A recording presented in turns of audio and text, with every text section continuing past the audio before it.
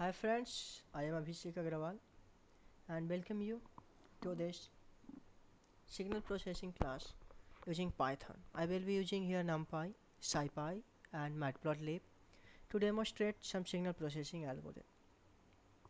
So in this very first lecture, I will be demonstrating you how to create signals, sample it using Python Scipy, Python Numpy library, and how to create plots. So let's proceed. This first cell you can see here, there is 4 line. This is the first magic method which tells Matplotlib inline that all the plots what will be generated will be plotted in this window only. There is no further window, no new window will be coming. Second, as usual, NumPy as NP, Matplotlib as PLT. You can see the fourth line from future import division. Now, as we know that in Python 2.7, the division is integer division, like 2 divided by 4 will be 0, not 0.5. But in Python 3, 2 divided by 4 will be 0.5 because it's float division. And here we want to use float division. So we can import Python 3 division into Python 2.7. So we need to use this line. Let's next one. I am interested here in creating a sine with frequency 50 Hz. If the frequency is 50 Hz, time period will be 20 millisecond is equal to 1 by frequency. And I want to create a sine wave for the 40 millisecond, 2 period of the sine wave. So total time for which I will be creating will be time period start 2 will be 40 millisecond. Amplitude is 2. Now let's create the t. Time t is equal to np dot len space. Len space is as well numpy function. It takes start, end and total number of points in which from a start to end will be spaced, and end point is equal to true. It is a flag which is used to tell that whether end point will be included in the total number of point or not. I have set it here to true, so that t will contain from 0 to 40 millisecond and the value and the total number of points will be 500. Now while creating a sine wave, we use y is equal to a sine omega t. What is omega? Omega is the angular frequency, right? 2 pi f. So I have created here omega x. I am referring to omega into t is equal to 2 pi f omega into t. Now let's move the y value. Y value will be what? Y value here will be amplitude star np dot sine x. So yc will be amplitude into sine x is omega t. That's how we create the analog signal. So let's run it. Now it's time to visualize, plot it. How does it look like? Where is my signal? So let's see first. Nothing. Yeah. So the first thing which we create is create a figure. You can see as I have run, it's creating a figure, right? Yeah. So figure 1 is equal to plot, PLT. PLT refers to Matplotlib that pie plot. So here, yep. PLT dot figure, fixed size 10 4. 10, it is optional. You either you can give or not give, doesn't matter. But here 10 is the length size of the figure in inches. This one is 10 inches, this one is 4 inches. This one, the figure size which is created. Now you have to add an axis. Axis figure dot add axis. This one, see it gives the margin and height. It tells that 0.1, 0.1, 0.8, 0.8.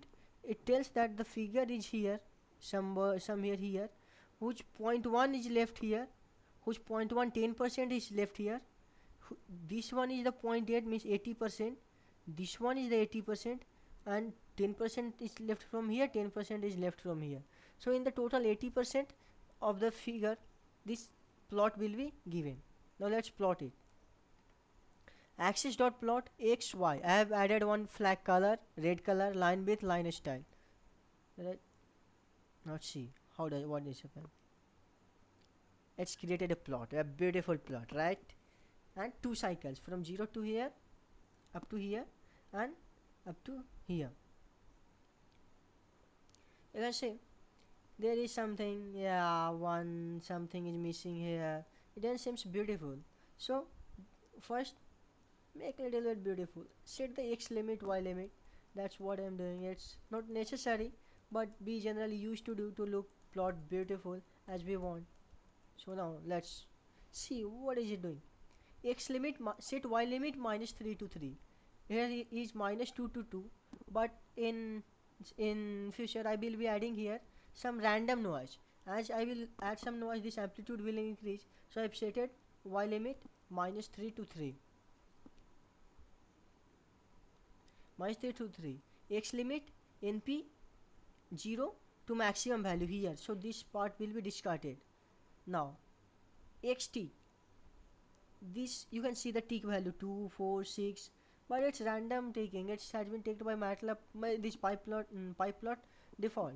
But I want to tick here something which is the location at we are interested. So you can see this x we have plotted is omega into t. This is the angle in radian, but I want to tick here in the time 0 second, 5 millisecond, 10 millisecond, like this. So the next line will be, you can see here, x tick will create a tick level at what point? See np.arrange 041.5. So np.arrange, what will it create? It will create an array starting from 0 in the step of 5 up to 40, because in point is not included. So it will create an array 0, 5, 10, 15, 20 up to 40. Now I am multiplying it 10 to the power minus 3, so it will become in millisecond. So 5 millisecond, 10 millisecond, right? Then I am multiplying it 2 pi f omega. So it is creating the tick level using x. So next tick level will be 0, 5, 10 millisecond, sort of this. After creating ticks, I need to create tick level.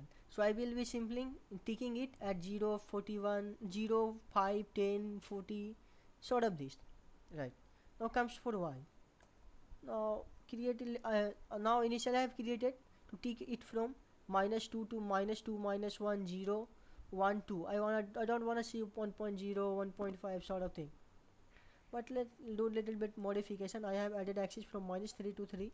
So minus 3 and 3 here. You can see minus 3 and 3 here, right? So now let's see how does it look like. It looked like here. Total tick value minus 3 to 3, 0 to 40. Now this is the x level, y level and title. X level time millisecond, y level amplitude, and title is signal versus time. Font size, you can understand what I mean by font size. Font size, this font size, right? Now we have created a simple 50 Hz sine wave and plotted it up to plotted it, right? All this formatting we have done. Now in the next part I want to add some random noise. How does it look like we will add some random noise to the signal? Let's see. I am adding, you can use in numpy random to add random noise. np.random rand. What does this rand do? Rand creates uniform random number. Random number, a sequence whose elements comes from a process whose PDF is uniformly distributed from 0 to 1, and total length will be length of x, right? So if you want to use the Gaussian random number, take it rand n. If you will use rand n, the value which will be coming will be from the Gaussian rand uniform. So let's see how does it look like here. Yeah, so I have added noise to my signal. You can see this is the sine wave with some random and with some added random noise. That's great. We have created a signal sine wave 50 Hz with some noise which is added to it. Now what does it refer to? In real life process, we have natural signal. We are coming from the process. We have function generators. We have audio signals. We have EEG signals and something like that. So whatever signal I have created here, it refers to that one, that we have analog signal which is coming from the process. So this is the analog signal we have created till now. It's my artificial signal, but in real life this signal will be given, this signal will be coming from the process. Our job starts further, next stage, when we want to sample this analog signal, right? So digital signal processing works on the discrete signal. We will sample the signal. So this is the analog signal we have created right here. Now while sampling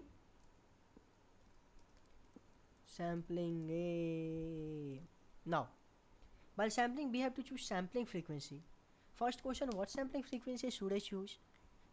Nyquist's theorem tells that sampling frequency should be at least twice of the higher frequency content in the signal. Here we have random noise we have added, which will be frequency will be too much high frequency. We can't do that. We have signal which is mainly a sine wave with the 50 Hz. So we will be sampling it with the 1000 sampling, 20 times over sampling. That's good. Sampling frequency is 10 times. So what is the sampling time? Sampling time will be simply 1 divided by f sampling, right? Yep. Now we have this sine wave which is the 50 Hz and time period is in 20 millisecond and total time is 40 millisecond. Now we will be sampling it with here 1000 sampling frequency is 1 millisecond sampling time. So we will be sampling it in the here 0 millisecond, 1 millisecond, 2 millisecond, 5 millisecond, sort of this. So we want to check how many sample we will have till here. You can see if we will sample from 0, 1, 2, then total number of sample will be 41 sample. So TXX give what I am creating. I am creating an array from 0, 1, 2, 3, 4 up to 41 millisecond. So I am creating here an array. This one contains an array from 0 to time. Time is 40 millisecond in the term of TS, means 0, 1, 2, 3 up to 40 millisecond. Fine? Fine. So now let's see what is the value of R. This R value gives what is the what will be the total number of points on how many samples I will have. See, length of t is how much? Here 500. T 0 to time 500, right? So 500 this one I have, and I have here 41. So it says that after R sample I need to sample it. It is just for in real life we don't bother about this one because we will be just sampling, but because I have created an analog signal from the 500 sample, so I have to little bit bother about it, how to sample it. Now I will create the X value. Leave this one. Yep.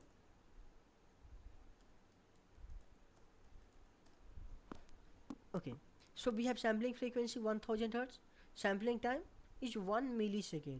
Now we will be sampling at 0 millisecond, 1 millisecond, 2 millisecond up to 40 millisecond. And 1 millisecond refers to what index? It refers to index R for the analog signal, means R value will be whatever. So we will be sampling it at the 0, R, 2R, 3R of that one. Now we know the index, at what index our sampling occur. This one XTX contain the index 0R, 2R, 4R, 3R, whatever. So the XX value, the time value, time is XX contain omega into t. So XX value which will be coming will be X, and that whatever X value at the index R, means simply X value will be here, this one, this one, this one correspond to that, and the index XTX is 0R 2R, and Y is the value at the sampling index XTX. Now let's see, run this one here and plot it, this one, yeah, plot XX, YX, line, marker. Let's see how does it look like. Hey, beautiful. You can see we have sampled it here. 0 1 1 millisecond, 2 millisecond, 3 4 5 millisecond. So we have sampled all this signal, right? This color equal to blue, line is equal to blank, so it will not be plotting, it will be just plotting bar. Now little bit beautiful, I wanna see some vertical lines. You can see here. Yeah, let's see how does it look like. See, this one is my signal x-axis, and I am sampling it here, here, here. This axis dot bar is creating a vertical plot, this one, and axx dot ax line, axh line is creating this line. So at this end we have sampled my analog signal. You can see what is the signal, what was my signal sample. Here x is the time and ys is this one. So ys is my signal. So see, this is my signal value which I have sampled here, right? Yeah. Now in actual real life you will have just this value, just this array. You will not have this one. You will not have access of ycxe because it's unknown, it's coming from, it's something which is generating the analog signal. We are just sampling using some ADC. So in actual life we have this one signal. So we have sampled my analog signal to get a discrete signal, right? Now let's see how does it affect if we change the sampling frequency. Now let's do the sampling frequency. Follow the Nyquist theorem. Sampling frequency just twice of this one. How does it look like? See, this one. We have very few samples, so we can't determine here how was this one. Now let's move it. Initially it was 1000, keep it 5000 sampling. See, too many samples here. Let's again revert back to this 1000 sampling frequency is quite good. 500, let's see what happens to the 500. Still good, not bad. So with the 500 sampling frequency we can sample the signal. So that's fine. So at the end we have created an analog signal using Numpy, sine wave using 50 Hz frequency for 2 time period, and we have added some Gaussian random number, and we have sampled that analog signal with the sampling frequency 500 Hz. Let's see what will happen if we will learn Gaussian random number. Gaussian random number, it's too big. Decrease little bit.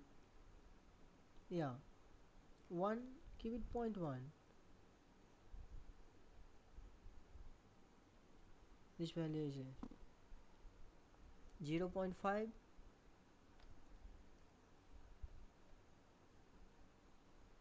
0.5. So this one is for the Gaussian random number. So what we have learned in this lecture? In this lecture we have learned how to create the analog signal, how to plot it, and how to sample it. That's fine. That's for the today. I have nothing to say much, so see you back. If you like it, please hit like, comment, and if you have any suggestion, please mail me or write in the comment. Thank you.